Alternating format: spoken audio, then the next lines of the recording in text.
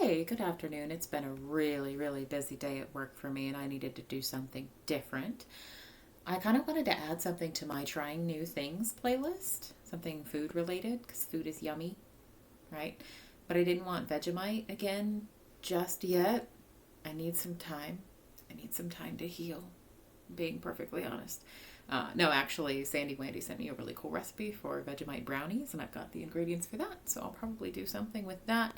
But I didn't have the time today, but I would like to try something I've never tried before. So, a while back, I ordered some food from Blazing Foods, which is, I think, affiliated with our good friends at Chase the Heat. And this came with it. This was a freebie. I ordered a tube of terror, and this came with it for free. This is a screaming hot meat stick. Now I like beef. I like beef sticks. That's a good snack. I enjoy that kind of stuff. I like beef jerky and all that kinds of stuff. But I've never had one that calls itself screaming hot. So I'm gonna try it. I was a little bit hungry this afternoon, and what's in it? We've got pork and beef, and lots of peppers, featuring the infamous 7-pot primo pepper. I don't know what that means, but it's probably really spicy. So let's see if we end up uh, posting this, because if I'm sweating and falling over, I may get real vain and not post this. If this is anything like the tube of terror peanuts, then I don't know. So here we go. Let's open it. Wait, do I have a water nearby? Yes, I do. Okay, good. Gotta keep the fire extinguisher on hand. Okay, so we're opening it. It smells really good.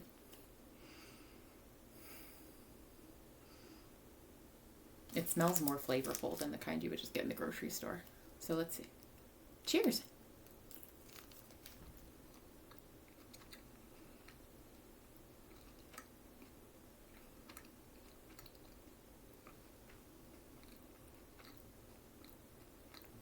I'm not dying yet. Yet.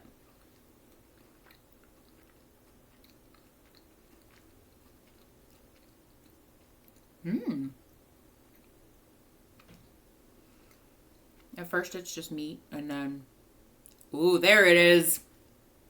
There it is. There it is. Now we're awake.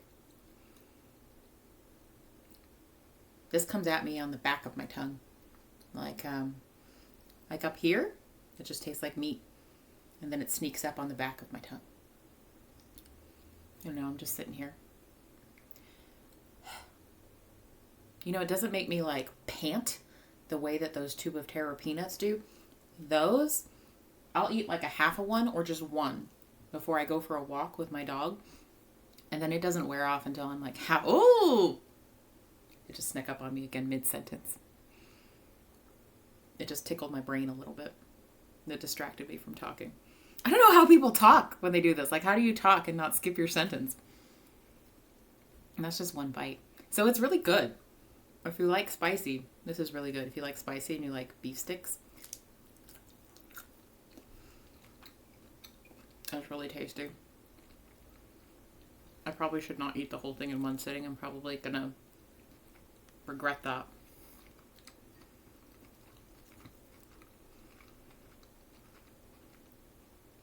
But it's good. It's good. But it's tricky because the spice sneaks up on you. Like, if you're not being careful, if you didn't know that this is a Chase the Heat affiliated product and it's going to be really spicy, like you can just guarantee that, then you might just have a false sense of security and just like gobble the whole thing up, and then your face is on fire. But this one is medium heat. And this was the freebie. What do y'all think of that little guy? That little guy on the front is cool. He looks mischievous. I like him.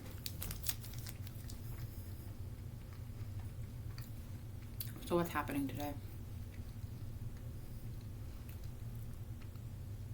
I have some exciting stuff at work happening. My job stuff is changing in a way that I like. So it's going to be really cool. This is really good. Highly recommend. Mm.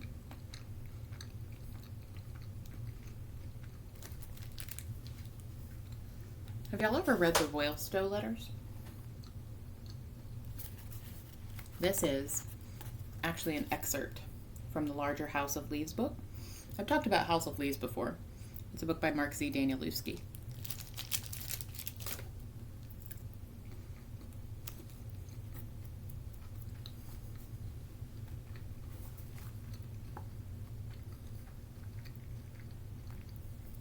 Now, this is originally contained within House of Leaves, and it's the main character of House of Leaves, Johnny Truant's mother, writing letters to him from a mental hospital, from an inpatient facility. Ooh, that spicy is sneaking up. We're waking up. We're waking up.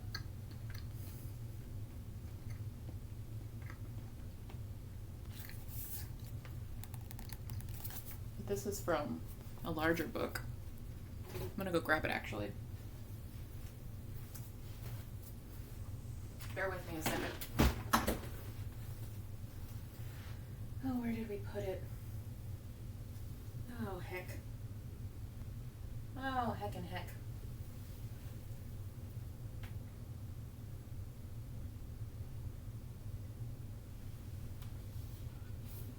We have misplaced House of Leaves. Nope, there it is. Woo and who. This is the full book. It is almost. My spice caught up on me. Caught up with me. Okay, we got one more bite left. We may as well finish it. Mmm.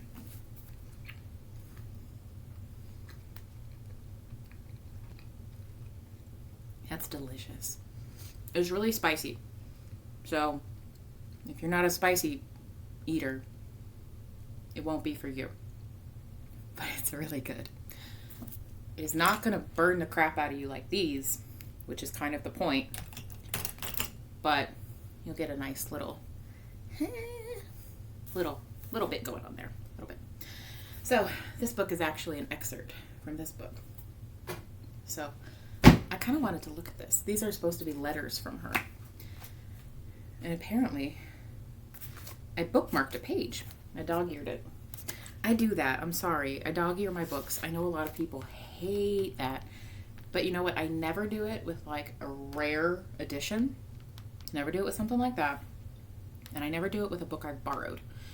Not ever doing that with a book from the library. Not ever doing that with a book that belongs to someone else. But my own books, I dog-ear them all over the place. Ooh. In case you're wondering, that is still spicy. That is still spicy. That stays with you. That is not a cheap spicy. That is a quality spicy. That's very good. So I'm going to read a little bit of this because it's really weird. And if you're weird like me, you probably are weird like me if you're here watching me. So here we go. I did not know Pelafina well. My work was in the offices. I seldom mingled there with the treated. But out of all the patients, she was the one I spoke with most. Our initial dialogue began when she confessed how I had impressed her with my outstanding patience in the face of Tourette victims who relied upon me to facilitate the discharging of their Caucasian guilt. It's an interesting phrase. Nothing I haven't heard before, I told her. Well, isn't that our cultural woes in a nutshell? She said. We should all strive a little harder to enunciate matters differently, don't you think? Easier said than done, I replied somewhat glibly. Quite the contrary, was her reply. Then she smiled and winked, and did all of it in such a manner and with such complete appeal and tenderness, to say nothing of what I took also to be a degree of unworldly understanding, what Wahida's parents might refer to as Veda, that from then on I felt obliged to seek her out and inquire into her well-being. Veda. I've forgotten that word. Veda. From then on, feeling obliged to seek her out and inquire her into her well-being. I have that with people. I have that with a few people, where I always want to seek them out and inquire into their well-being. Regrettably, however, Pelafina's lucidity did not necessarily coincide with my visits.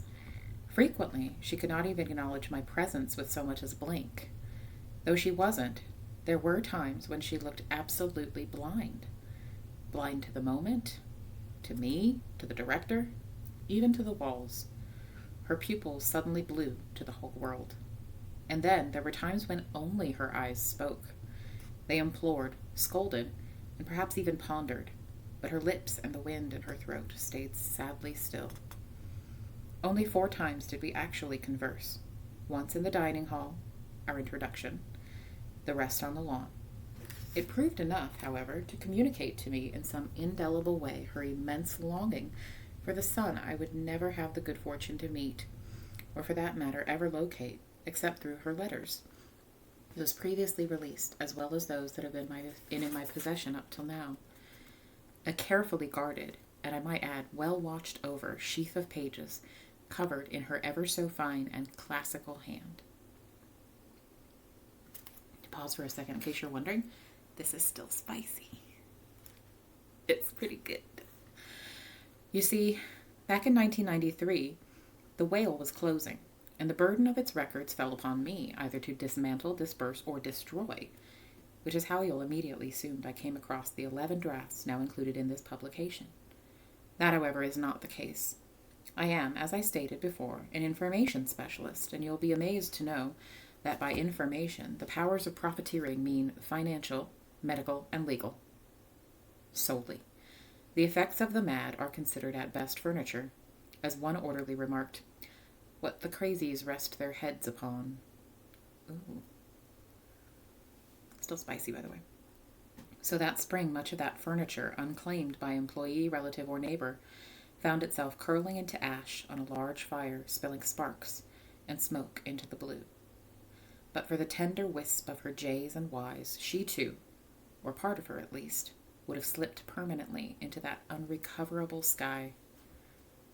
Fortunately, while rounding the perimeter of that large pyre of broken tables, chairs, and assorted mounds of clothing, board games and other orphaned items, including obviously stacks of paper, all of it illegally arranged by those orderlies whose conduct must forever be called into question, I caught sight of her, and retrieved her, and kept her.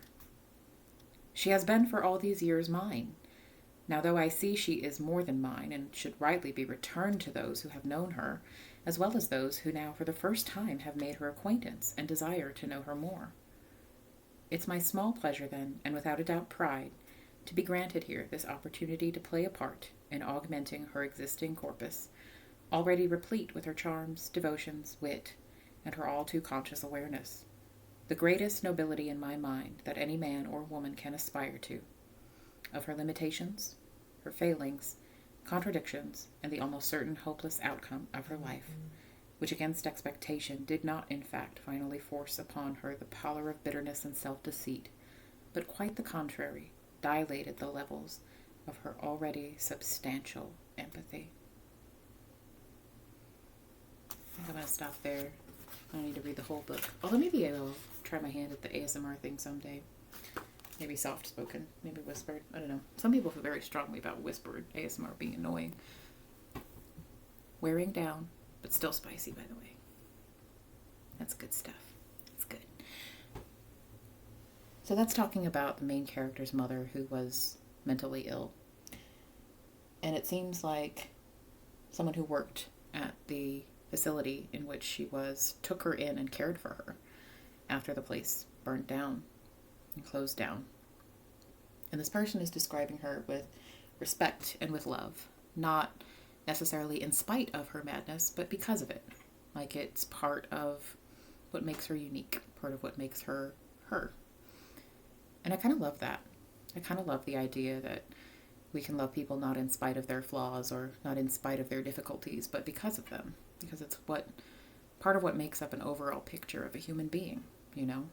Like wrinkles on the forehead, or maybe one eye is droopier than the other or something. I don't know. Or maybe someone's just a little cracked in the noggin. Sometimes those things are beautiful. Actually, I think they always are. And I think this kind of captured that really, really, really beautifully. Still spicy. but almost worn out. This is really, really tasty. It's really, really good. I might order more.